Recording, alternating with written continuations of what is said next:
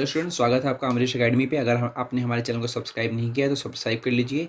इसके अलावा आज हम पढ़ने जा रहे हैं हड़प्पा सभ्यता के बारे में। इससे पहले हम दो वीडियो में बात कर चुके हैं हड़प्पा सभ्यता के बारे में। अब हम जानेंगे कि वहाँ की जो सामाजिक आर्थिक भिन्नता भिन्नता थी वो कैसी। सामाजिक आर्थिक का मतलब वहाँ का जो समाज था, जो वहाँ के रीति रिवाज कैसे थे, उनके बारे में। तो हड़प्पा सभ्यता के बारे में जो कि आपकी बुक है उसमें दो तीन चीज़ों के बारे में बताया गया है। जैसे कि पहली चीज़ है वहाँ पे समाधान। तो हम बात करेंगे कि हड़प्पा सभ्यता में समाधान कैसे थे। समाधान से अगर आप वर्ड से अगर समझ रहे होंगे तो आज हम बात करेंगे हड़प्पा सभ्यता में लोगों को दफनाया कैसे जाता। जैसे कि आपने पिरामिड्स वगैरह देखे होंगे, तो पिरामिड्स में ममीज को, या फिर ममीज ही आपने सुनी होगी, मूवीज के हिसाब से बता रहा हूँ आपको, तो उनमें आपने देखा होगा तो उनके साथ बहुत सारी मात्रा में ना धन दफनाया जाता है, फिर संपत्ति दफनाई जाती थी। जैसे कि आपने बहुत सारी कहानियां सुनी होंगी कि राजा मर गया तो राजा के साथ में जो जो बंदे उसके काम के थे उनको भी दफनाया जाता था। तो ऐसी हमने बहुत सी कहानियां सुनी है, ठीक। तो उसी तरीके से हड़प्पा सभ्यता में जब मतलब ये खुदाई वगैरह हो रही थी तो उसमें देखा गया था कि जो इनके गर्त थे, यानी कि जैसे कब्र है जो, ये बहुत ही नॉर्मल से एक गड्ढे की तरह तरीके के होते थे। और ज़्यादातर देखा गया था कि कम ही जो थे, मतलब कि एक दूसरे से अलग होते ना, तो ज़्यादातर नॉर्मल थे और एक ही जैसे बनाए गए थे। इसके अलावा क्या था कि पुरुष और महिलाओं की जो कब्रें थी उन दोनों में मतलब आभूषण मिले थे। और ये जो आभूषण थे वो बहुत ही कम मात्रा में मिले थे। जैसा कि एक 1980 में मतलब जो खुदाई चल रही थी तो उस समय एक पुरुष था, उसकी खोपड़ी के समय शंख के 3 छल्ले, जैस्पर, और सैकड़ों की संख्या में क्या मिले, सूक्ष्म मनके मिले थे। तो ये सब चीज़ें दफनाई गई थी। जैसे कि आप देख सकते हैं ये ज़्यादा मतलब बहुत ही बढ़िया चीज़ नहीं है, फिर बहुत ही महंगी चीज़ नहीं है। तो इन सब चीज़ों से ये समझ आता था कि हड़प्पा सभ्यता के जो लोग थे वो मृतकों के साथ बहुमूल्य वस्तुएं दफनाने में विश्वास नहीं करते थे, ठीक है। जैसा कि हमने पिरामिड्स के बारे में सुना है, तो पिरामिड्स में सोना चांदी बहुत सारी चीज़ें दफनाई जाती थी किसी की मृत्यु के बाद। लेकिन हड़प्पा सभ्यता में ये सब मान्यताएं नहीं थी, यानी कि वो बहुमूल्य वस्तुओं को किसी व्यक्ति के मरने के बाद उसके साथ नहीं दफनाते थे, ठीक है। तो हमें क्या मिला है, एक तरीके से 3 छल्ले मिले हैं, जैस्पर मिले हैं, मनके वगैरह मिले हैं। जैसे कि अगर आप ये देख सकते हैं, ये भी एक क्या है, एक कब्र है जहाँ पर एक पुरुष दिख रहा है आपको, और ये कुछ मतलब शिल्प वगैरह दिख रहे हैं। तो ये सब चीज़ें मतलब दफनाई जाती थी उस समय में लोगों के साथ, ठीक है।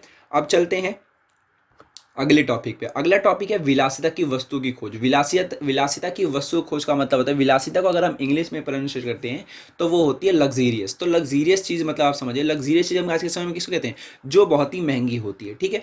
तो उसी तरीके से हड़प्पा सभ्यता में जो चीज़ें महंगी थी, जो बहुत ही मुश्किल से बनाई जाती थी या फिर बहुत ही मुश्किल से पाई जाती थी, उन सब चीज़ों को क्या बोला गया था, विलासिता बोला गया था। और ये किसने कहा भाई, ये हमारे पुरातात्विदों ने, यानी कि आर्कियोलॉजिस्ट ने बताया था। जैसे कि देखिए, पुरातात्विद उन वस्तुओं को कीमती मानते हैं जो दुर्लभ हैं, जो कि बहुत ज़्यादा अलग हैं, महंगी हैं और स्थानीय स्तर पर अनुपलब्ध तथा जटिल तकनीकों से बनी है, ठीक है। तो ये सब, ये लग्जरी चीज़ यानी कि विलासिता की वस्तु मैंने किसको कहा, जो कैसी हो, दुर्लभ हो, यानी कि बहुत ही ज़्यादा अलग हो, महंगी हो और आसानी से ना कहीं पे मिले ना, ठीक है। और इसके अलावा अगर हम उसे बनाएं तो बहुत ही मुश्किल से बने। तो उन चीज़ों को पुरातात्विदों ने क्या बोला, विलासिता की वस्तु यानी कि लग्जरी चीज़ बोला। इसके अलावा क्या है कि महंगो पदार्थों से बनी दुर्लभ वस्तुएं सामान्यतः मोहनजोदड़ो और हड़प्पा में पाई गई थी। इसके अलावा छोटी वस्तुओं में ये नहीं थी, जो छोटी छोटी बस्तियां थी ना, वहां पर विलासिता की वस्तु यानी कि महंगी चीजें यानी कि नहीं पाई गई थी। सिर्फ ये कहाँ पे पाई गई थी, मोहनजोदड़ो में और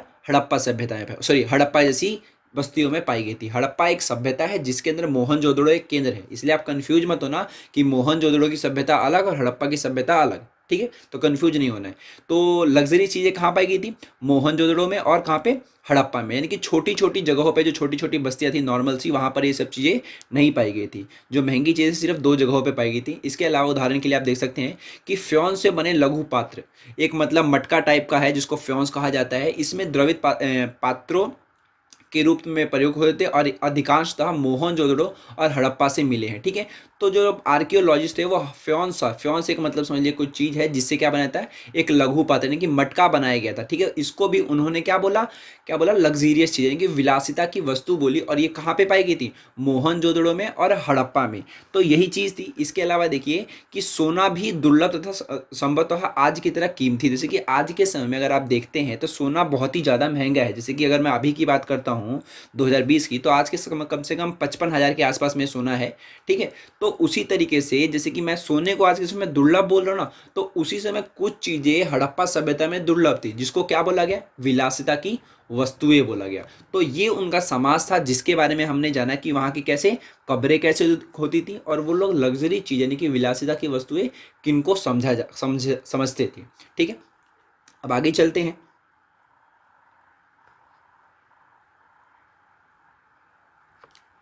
अब बात करना है शिल्प उत्पादन के विषय में। देखिए फर्स्ट ऑफ ऑल मैं आपको बता दूं कि शिल्प उत्पादन क्या होता है। शिल्प देखिए क्या होता है, एक जैसे कि मान लीजिए मनके बनाने की जो माला वगैरह होगी, शंख आपने देखे होंगे, इन सब की कटाई वगैरह, मुहर बनाना, धातु के ऊपर कोई काम करना, तो ये सब चीज़ें ही क्या कहलाती हैं, शिल्प उत्पादन कहलाती हैं। ठीक है, तो हमें पढ़ना है कि आखिर ये शिल्प उत्पादन कहाँ होता था, कैसे पता लगाया गया कि, और ये बनते कैसे थे, तो इनके बारे में हमें आज पता करना है, जो कि हड़प्पा सभ्यता के बारे में बताएंगे कि आखिर वो मनके कैसे बनाते थे, मुहर कैसे बनाते, धातु के ऊपर काम कैसे करते थे।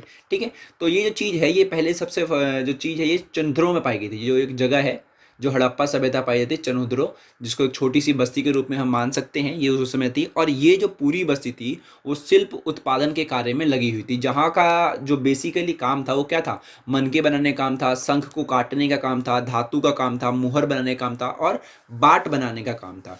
ठीक है, अब देखिए कि जो मनके थे वो किन किन चीज़ों से बनाए जाते हैं। ये है कार्निलियन, जो कि सुंदर लाल रंग का एक पत्थर होता है, जैस्पर है, स्फटिक है, क्वार्ट्ज है, और एक सेल खड़ी है। सेल खड़ी क्या है कि, चलिए मैं आपसे एक क्वेश्चन करता हूँ, अगर आप ये वीडियो देख रहे हैं तो आप अपनी बुक से या फिर पता करिए कि सेल खड़ी जो पत्थर है वो कैसा होता था। ठीक है, ये क्वेश्चन है, प्लीज़ मुझे कमेंट सेक्शन में बताएं कि आखिर सेल खड़ी किस प्रकार का पत्थर था। इसके अलावा तांबा, कांसा और सोने जैसी जो धातुएं थी, इन सब चीज़ों का उपयोग किस में किया जाता, मनके बनाने में किया जाता। मनके आपको पता है जो माला होती है, मैं उसकी बात कर रहा हूँ, तो माला को ही क्या बोला मैंने, मनके बोला है। तो इन सब चीज़ों का इस्तेमाल किस में करते थे, माला बनाने में, नहीं कि मनकों में किया जाता था। इसके अलावा क्या था कि पुरातात्विदों ने कार्लिनियन का लाल रंग का पत्थर, पीले रंग के कच्चे माल और उत्पादन के विभिन्न चरणों में मनकों को आग में कर प्राप्त किया जाता था। इन्होंने क्या बोला, पुरातात्विदों ने, कि मनके कैसे बनाए जाते, इन सब चीज़ों का इस्तेमाल से, यानी कार्लिनियन से, पीले रंग के कच्चे माल से, और उत्पादन के विभिन्न चरणों से, यानी कि बहुत तरीके होते थे। उसके बाद जा करके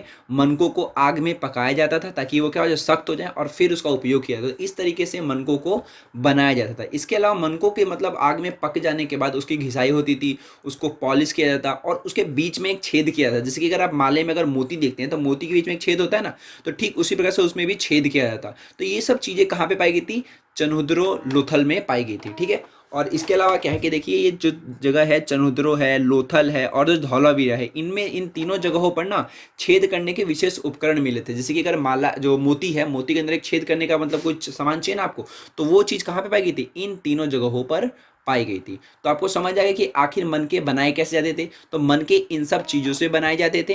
ठीक है, फिर उनको क्या किया जाता, उनको बहुत तरीक़ों से बनाने के बाद उनको पकाया जाता था, और पकाने के बाद उसकी घिसाई होती थी, पॉलिश किया जाता, और फिर उनको छेद किया जाता, और छेद करने के बाद उनको बनाया जाता था। तो इस तरीके से मनकों को बनाया गया था। इसके अलावा चन्हुद्रो और लोथल से तैयार माल मोहनजोदड़ो और हड़प्पा से बड़ी शहरी केंद्रों तक लाया जाता है। यानी कि अगर आपने मनके बना लिए तो उनको बेचा जाएगा, लोग तो खरीदेंगे ना, तो इनको कहाँ पर भेजा जाता था, मोहनजोदड़ो में और हड़प्पा जैसे बड़े बड़े शहरी केंद्रों तक लाया जाता, और फिर इसको बेचा जाता था। तो ये था शिल्प उत्पादन के विषय में जानकारी। ठीक है, तो शिल्प उत्पादन में अगर देखा है तो बेसिकली सिर्फ एक ही बस्ती का नाम है, वो कौन सी है, चनुद्रो है, जो कि इस पूरे मतलब जो बस्ती के लोग थे वो इसी काम में लगे हुए थे, और इन सब चीज़ों से वो क्या बनाते थे, मनके बनाते थे। और मनके में मैंने आपको एक क्वेश्चन दिया है सेल खड़ी के बारे में, ये आप पता कीजिए सेल खड़ी कैसा पत्थर होता है, और मुझे कमेंट सेक्शन में बताइए। ठीक है, तो शिल्प उत्पादन के बारे में ये जानकारी है जो कि हड़प्पा सभ्यता से हमें मिलती है। उसके बाद है उत्पादन केंद्रों की पहचान। जैसे कि मैंने पीछे क्या बताया आपको कि मनके कैसे बनाए जाते थे। अब बात करेंगे हम कि आखिर मनके बनाए कहाँ पे जाते थे। एक तो हमने पढ़ लिया कैसे बनाए जाते थे, अब क्या बताएंगे कि बनाए कहाँ पे जाते थे। जैसे कि पढ़ रहे हैं ना, उत्पादन केंद्रों की पहचान।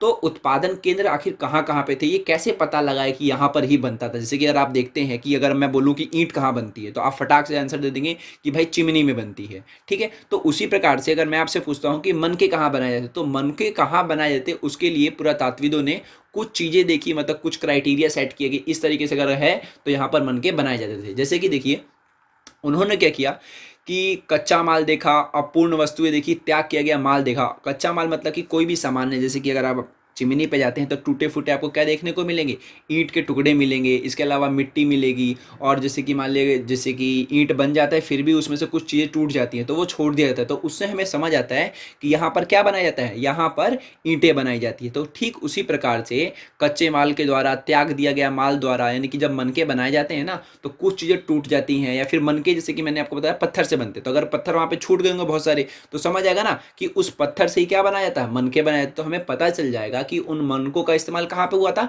तो यहाँ बनाने में हुआ था। तो इस तरीके से जो पुरातात्विक थे वो पता करते थे कि आखिर जो मनके हैं कहाँ बनाए जाते हैं। ठीक है, तो इस तरीके से इसके अलावा क्या है कि या तो कूड़ा करकट से, कहीं पे कूड़ा करकट पड़ा है तो उससे पता चल गया। इसके अलावा यदि वस्तुओं के निर्माण के लिए शंख अथवा पत्थर को काटा जाता था तो इन पदार्थों के टुकड़े के रूप में उत्पादन के स्थान पर फेंक दिए जाते थे। जैसे कि मैंने बता दिया कि अगर आपको शंख को काटना है, शंख से आपको कोई चीज़ बनानी है तो आपने उसको काट काट के बना दिया, तो काट काट के बनाने के बाद आपको चीज़ तो मिल गई लेकिन उसका जो हिस्सा बच गया वो आप वहीं पर छोड़ देंगे। तो वहाँ पर छोड़ देंगे तो जब कोई बंदा वहाँ पर आएगा तो क्या समझेगा कि यहाँ पर शंख से रिलेटेड कोई काम हुआ है। तो ठीक इसी प्रकार से पुरातात्विदों ने सोचा कि यहाँ पर क्या हुआ है, उत्पादन केंद्र हुए हैं, यानी कि यहाँ पर उत्पादन किया जाता है किन चीज़ों का, ये जो शंख काटने का, पत्थर काटने का, या फिर जो मनके बनाने का। तो इस तरीके से वो पता कर देते कि यहाँ पर ये सब चीज़ें काम हुए हैं। ठीक है, तो ये सब जो टुकड़े थे छोटे विशिष्ट केंद्रों के अतिरिक्त मोहनजोदड़ो और हड़प्पा जैसे बड़े शहरों में भी शिल्प उत्पादन का कार्य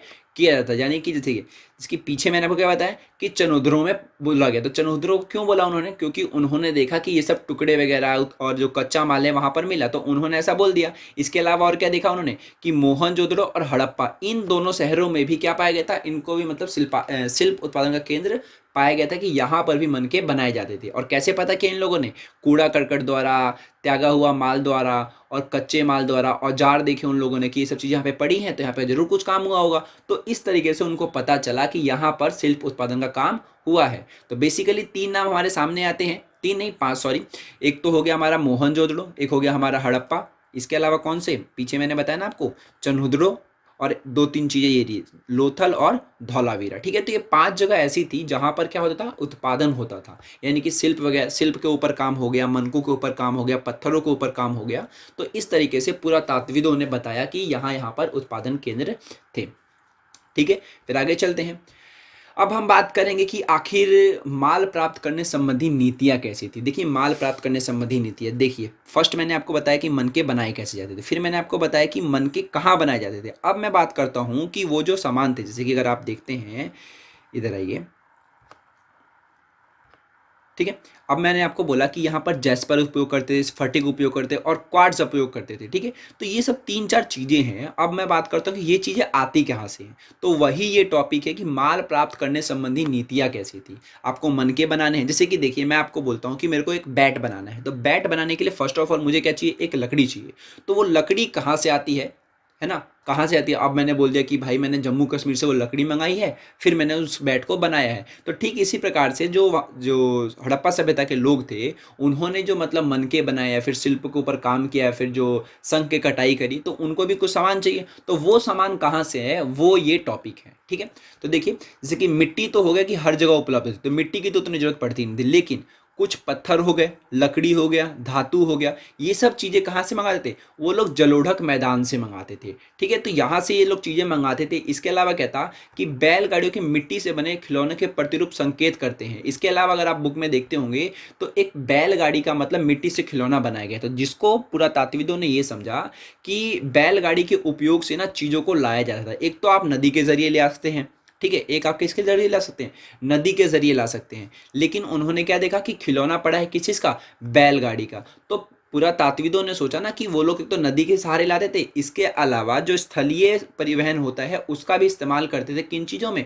माल प्राप्त करने, फिर माल को लाने के लिए। और माल कौन से हैं, पत्थर हो गई, लकड़ी हो गई, धातु हो गया, लोहा हो गया, कुछ भी हो गया। तो ये सब चीज़ें लाई जाती। तो किसके द्वारा लाई थी, एक तो नदी द्वारा और एक स्थल मार्गी द्वारा। स्थल मार्ग में किस चीज़ का उपयोग होता, बैलगाड़ी का उपयोग होता था। ठीक है, अब देखिए उपमहाद्वीप एवं उसके आगे से आने वाला माल, तो ये आपको समझ आएगा कि आखिर माल आता किस चीज़ से था। अब देखिए, तो हड़प्पावासी जो शिल्प थे उत्पादन हेतु माल प्राप्त करने के लिए कई तरीके अपनाते थे। अब मैंने बताया ना कि कोई भी चीज़ बनाने के लिए आपको क्या चाहिए, कच्चा माल चाहिए, कि रॉ मटेरियल चाहिए, तो वो आप कहाँ से लेंगे? तो देखिए नागेश्वर और बालाकोट, नागेश्वर और बालाकोट दो ऐसी जगह थी जहाँ पर शंख उनको आसानी से मिल जाता था। तो वो लोग क्या करते थे, अगर मान लो कि अगर आप डेली डेली नहीं ला सकते या फिर परिवहन के साधन नहीं है ना, तो वो लोगों ने क्या किया कि नागेश्वर और बालाकोट ये दो जगहों पे ही ना अपने आप को स्थापित कर लिया, वहीं पे बस्तियां स्थापित कर ली और वहीं पे एक तरीके से काम करना स्टार्ट कर दिया। ठीक है, तो ये कर दिया। इसके अलावा परिवहन के जरिए भी इन दोनों जगहों से शंख को लाया जाता था, क्योंकि यहाँ पर शंख मिलते थे कहाँ पे, नागेश्वर और बालाकोट में। इसके अलावा कच्चा माल प्राप्त करने के लिए एक दूसरी नीति ये थी कि वो लोग अभियान भेजते थे। अभियान भेजने का मतलब समझ लीजिए कि मतलब कुछ लोग वगैरह हैं, वो लोग जाएंगे वहाँ पर, वहाँ से कुछ सामान लेंगे। जैसे कि जो राजस्थान में खेतड़ी अंचल है, यहाँ पर क्या पाया जाता है, तांबा पाया जाता है। इसके अलावा जो दक्षिणी भारत है वहाँ पर क्या पाया जाता है, सोना पाया जाता है। तो इन सब चीज़ों से भी कोई ना कोई चीज़ बनेगी। तो ये था कि यहाँ से चीज़ें लाई जाती थी। ठीक है, तो आपको समझ आ रहा है कि जो कच्चा माल है वो कहाँ से प्राप्त होता था। तो ये नागेश्वर हो गया, बालाकोट हो गया और राजस्थान का खेतड़ी अंचल हो गया। इसके अलावा दक्षिणी भारत जो हो गया वो किस चीज़ के लिए फेमस था, सोने के लिए फेमस। तो ऐसे ही हर जगह कुछ ना कुछ चीज़ के लिए फेमस थी। तो अगर कोई क्वेश्चन आता है कि शंख कहाँ आसानी से उपलब्ध होते थे, तो नागेश्वर और बालाकोट। तांबे के लिए क्या फेमस था, तो राजस्थान का खेतड़ी अंचल। इसके अलावा सोने के लिए कौन सी जगह फेमस थी, तो दक्षिणी भारत को हम कह सकते हैं, वहां से हमें सोना आसानी से मिल जाता था। ठीक है, इसके अलावा है ऐसा संभव है कि इस क्षेत्र के निवासी हड़प्पा सभ्यता के लोगों को तांबा भेजते थे। अब मैंने क्या बताया कि इन जगहों से क्या होता था, यहाँ पर ये सब चीजें पाई जाती। तो यहाँ के जो लोग थे ना, वो लोग क्या करते थे, हड़प्पा सभ्यता के लोगों को क्या भेजते थे, तांबा भेजते थे। ठीक है, तांबा हो गया, सोना हो गया, शंख हो गया, इन सब चीज़ों से कुछ ना कुछ बनता है ना। तो ये हो गया कि जो कच्चा माल है उनको कहाँ से प्राप्त होता था। ठीक है, तो कच्चा माल हमें प्राप्त हो गया, कहाँ से प्राप्त हुआ भाई, इन जगहों से प्राप्त हुआ। वो बनते कहाँ थे ये भी हमें पता चल गया, वो बनते कैसे थे हमें ये भी पता चल गया। तो ये पूरी प्रक्रिया किस चीज़ की थी, शिल्प उत्पादन के ऊपर थी, कि आखिर जो शिल्प कार्य है वो कैसे काम करते थे। ठीक है, अब देखिए सुदूर क्षेत्रों से संपर्क, यानी कि दूर दूर के क्षेत्रों से उन्होंने संपर्क आखिर कैसे स्थापित किया। जैसे कि देखिए पुरातात्विक खोजें इंगित करती हैं, पुरातात्विक मतलब जो आर्कियोलॉजिस्ट हैं उन्होंने जो खोजें करी हैं उनसे क्या समझ आता है कि जो तांबा है वो अरब प्रायद्वीप के दक्षिणी पश्चिमी छोर पर स्थित ओमान से भी लाया। जैसे कि आज के समय का अगर आप मैप देखते हैं तो उसमें एक ओमान देश मिलता है आपको। ठीक है, तो ओमान से क्या लाया था, तांबा लाया जाता था। इसके अलावा एक विशिष्ट प्रकार का पात्र अर्थात एक बड़ा सा हड़प्पाई मर्तबान जिसके ऊपर काली मिट्टी की एक मोटी परत चढ़ाई दी थी, ओमानी स्थलों से मिला है। जैसे कि अगर आप ये देख सकते हैं ना, ये एक ड्राइंग है, यही है मतलब जो मर्तबान है, ये जो चीज़ है वो कहाँ से मिली है, ओमान से मिली है। जैसे कि इसमें आप अगर आप गांव में देखते हैं तो कुछ भी रख सकते हैं, इसके अलावा मान लीजिए अनाज रख लीजिए, कोई लिक्विड चीज़ रख सकते हैं। तो ये सब चीज़ें भी कहाँ से मिली थी, ओमानी क्षेत्रों से मिली थी। इसके अलावा मेलुहा, मेलुहा से प्राप्त निम्नलिखित उत्पादों का उल्लेख करते हैं, कार्नेलिया, लाजवर्द, मणि, तांबा, सोना, विविध प्रकार की लकड़ियाँ, ये सब चीज़ें भी कहाँ से मिलती थी, मेलुहा से मिलती थी। अब एक और क्वेश्चन है आपके पास कि आखिर ये मेलुहा कौन सी जगह है। ठीक है, तो आपकी बुक में ये है और मैं चाहता हूँ कि आप ये बुक में से देखें और वहाँ से मुझे ये आंसर करें। ठीक है, तो ये तो अभी हमने पीछे पढ़ा था कौन कौन से क्षेत्रों से पाया जाता था, यानी कि नागेश्वर, बालाकोट, राजस्थान और ये दक्षिणी भारत। इसके अलावा दूर के हिस्से बात करिए, दूर के हिस्सों में कौन सी जगह आई है, यहाँ पे ओमान आई है। तो ओमान से क्या आया था, तांबे आया करते थे। ठीक है, तो इस तरीके से जो हमारा जो हड़प्पा सभ्यता था इसके बारे में हमने पढ़ लिया है और अभी बहुत सारी चीज़ें इसमें बची हैं। अभी हम पढ़ेंगे जो कनिंघम था उसके भ्रम के बारे में पढ़ेंगे। इसके अलावा भी हम हड़प्पा सभ्यता की क्या पढ़ेंगे कि आखिर ये नष्ट कैसे हो गया, आखिर ख़त्म कैसे हो गई, इसका अंत कैसे हुआ, हमें इसके बारे में पढ़ना है। इसके अलावा अगर आपको इस वीडियो में कुछ भी समझ में नहीं आता, कुछ भी दिक्कत आती है, प्लीज़ मुझे कमेंट सेक्शन में बताइए ताकि मैं उसको ठीक कर सकूं, आपको समझा सकूं। ठीक है, और इसके अलावा आप मेरे चैनल को सब्सक्राइब कर सकते हैं। चैनल अमरीश अकेडमी है। अगर आप वीडियो देख रहे हैं तो, और आपने अगर पिछली वीडियो नहीं देखी है तो मैं चाहूँगा आप पिछली वीडियोज़ को भी देखें, क्योंकि वो 2 वीडियो देखने के बाद ही आपको ये तीसरी वीडियो समझ आएगी। ठीक है, इसके अलावा मिलते हैं हम अगली वीडियो में जिसमें हम हड़प्पा सभ्यता के बारे में ही बात करेंगे।